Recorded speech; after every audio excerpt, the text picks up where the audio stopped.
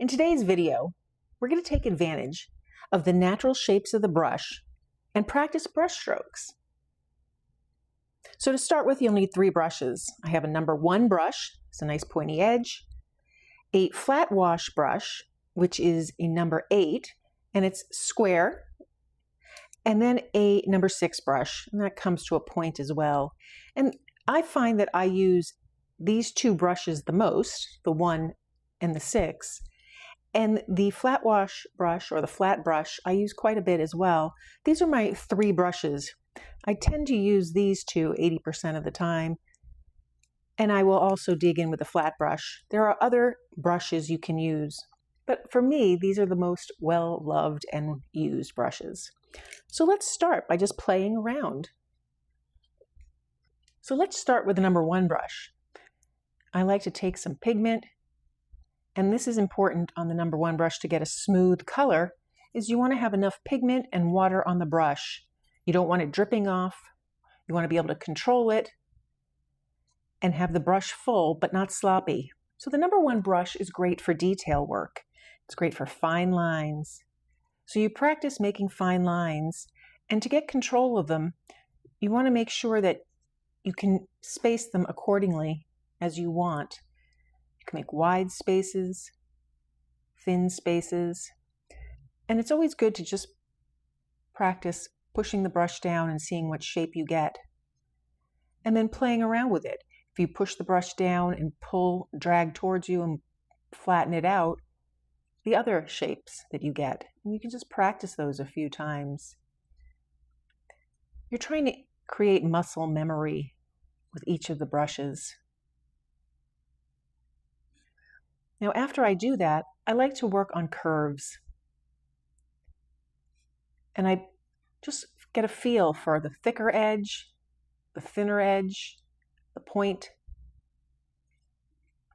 And I repeat that stroke and just play with it. And lastly, I like to make angles. You can make boxes, you can just make right angles.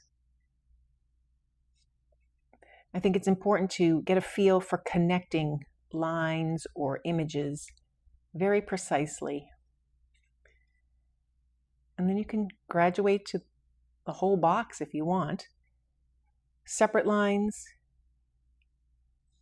or one continuous line, dipping in each time to get enough water and pigment. And so that's the number 1 brush. Now I'm going to just still use this brush, but just switch to the green, because the one thing that the number 1 brush is really good for are like feathery strokes, grass. So I like to practice that. I'll do a few sprigs of grass, tiny leaves. And again, it's a combination of the straight stroke and the curve. My number 6 brush is one of my most used brushes.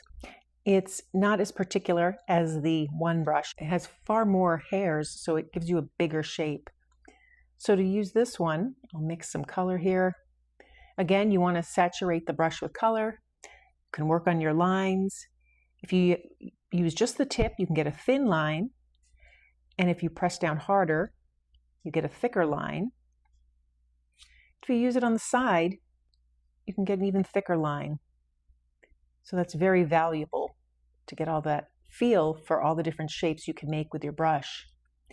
You can also just dab it, and you get almost like a leaf shape, a teardrop shape. And then you can play with it further.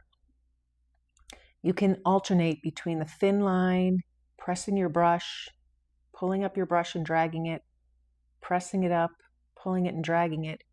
And so you get a varied line. And that's a fun technique to work on as well.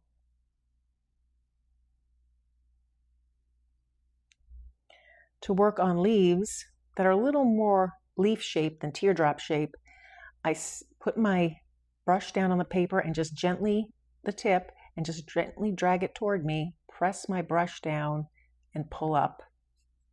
And I'll just practice this a couple of times. Depending on if you can just get the pointiest tip down, you can get a pointy leaf. and then you can always go back in and refine it.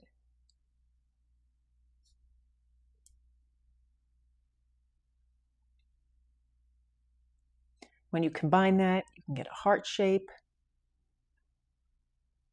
with just a little bit of refinement.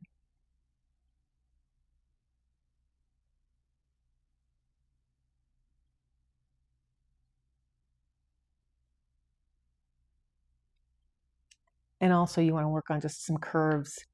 And to do that, you swirl your brush to get the point, and then you can make your curves. I think curves are an important piece for practicing. And that's the number 6 brush. Now the flat brush, this is a number 8 brush. The flat means it comes to a point, but it's a rectangular shape. They go through all different numbers. When I use this brush, I need a lot of pigment because it absorbs a lot of pigment. Let me move it over here so I don't mix it in with my other colors.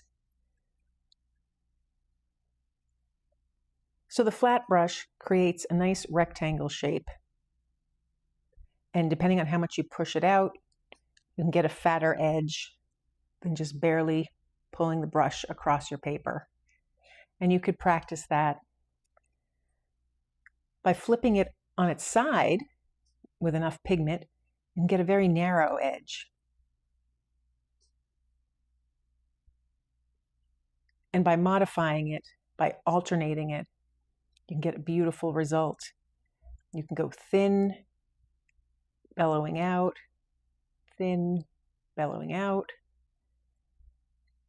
You can make a leaf. You can modify it.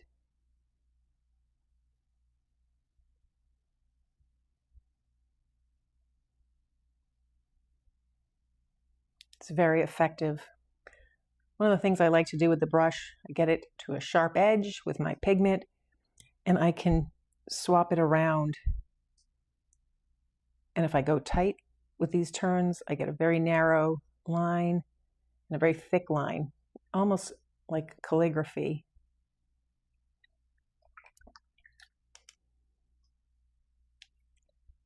Now I like to use this brush because if I sharpen the point by pressing up and down, I can make little lines here.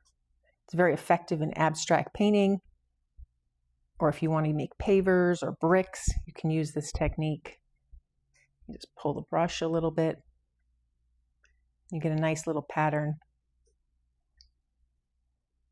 To make a wash, start here, put my darkest color, pick up more of this pigment, dip my brush in water so I get a lighter version, and I keep pulling it down with a clean brush, keeping my paper wet, and I get a nice gradient, a nice wash across the paper.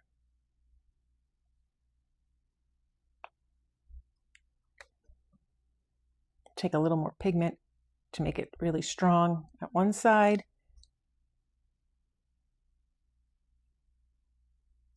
Sharpen up those edges.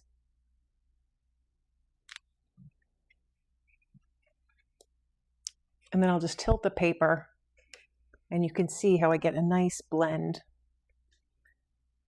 And so this is the flat brush number 8. So by playing with brush strokes, you can start to see images coming up from here. And by combining them, you can make very simple images. So here, if I take the number 6, just pressing the brush down, and I mix it with some 1 strokes like this, I can make a simple carrot. And you can start to see this coming along as you go.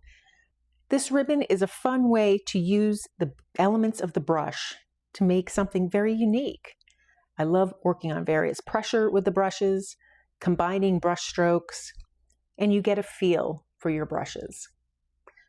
Of the 3 brushes here, which one is your favorite? Or do you find that you use a different brush? Make sure you let me know in the comments below. If you enjoyed this video on brush strokes, give it a thumbs up and be sure to subscribe. Thank you for joining me today.